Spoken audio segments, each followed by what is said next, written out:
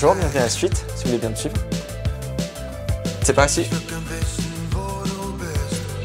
Mon métier d'illustrateur et de concept artiste consiste en fait à conceptualiser les images du réalisateur pour un trailer, une bande-annonce de jeux vidéo ou de cinéma en fait, de conceptualiser ce qu'il a écrit dans le script en images. Je fais plein de petits dessins en fait, juste pour que le réalisateur ait du matériel en fait pour donner au reste de l'équipe qui va servir en fait pour la production de la bande-annonce.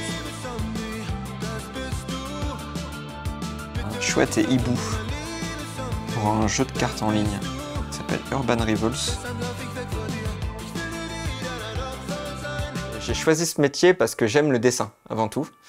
Le jeu vidéo est arrivé vraiment tardivement parce que à la base, je travaillais dans la bande dessinée parce que j'ai toujours aussi lu des bandes dessinées. Depuis que je suis petit, je recopiais en fait des mangas et des bandes dessinées. Donc je me suis orienté vers là via une école de dessin que j'ai fait à Nantes, l'école Pivot. Et après la bande dessinée, j'ai eu l'opportunité de travailler pour du storyboard de jeux vidéo. Là, c'est assez rigolo parce qu'on a les deux serveurs, ça date d'un petit peu, mais deux serveurs du 1900 que j'avais croqué alors que j'étais en terrasse. Tout ça, j'étais en terrasse du 1900.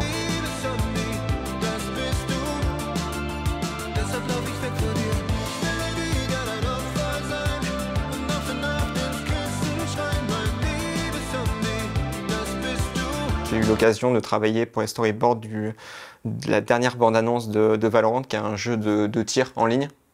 Ça, c'était un travail que j'ai adoré parce que je joue à Valorant beaucoup. Donc du coup, ça, c'était un des derniers projets qui m'a vraiment fasciné. Je dessine des personnages, le décor, tous les objets. Ça peut être des créatures, parce que je travaille dans des mondes fantastiques, science-fiction, aussi contemporains. Ça dépend des projets.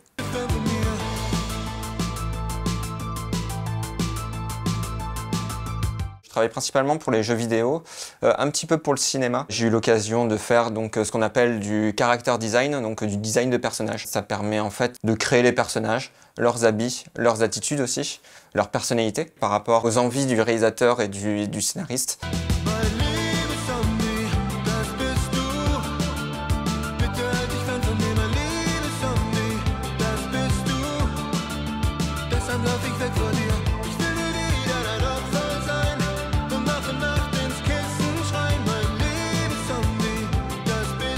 On a tendance en fait à dire qu'on travaille dans notre grotte. Vraiment, on est chacun dispersé partout en France ou dans le monde. On est tous en télétravail quasi. Nous, les storyboarders et concept artistes, on est beaucoup en freelance, en indépendant. Certains travaillent dans les boîtes de production, mais c'est essentiellement vraiment chacun dans notre coin. Je suis revenu dans ma terre natale, à Limoges. J'ai pu acheter une maison et puis surtout que le cadre est super, quoi. Le modèle vivant, ça permet aussi d'exploiter un peu le côté artistique de mon travail, parce que j'ai vraiment un côté technique où je dois remplir vraiment un cahier des charges. Et le modèle vivant me permet un peu de me délester de cette partie et de vraiment juste amener de la créativité en fait dans mon dessin.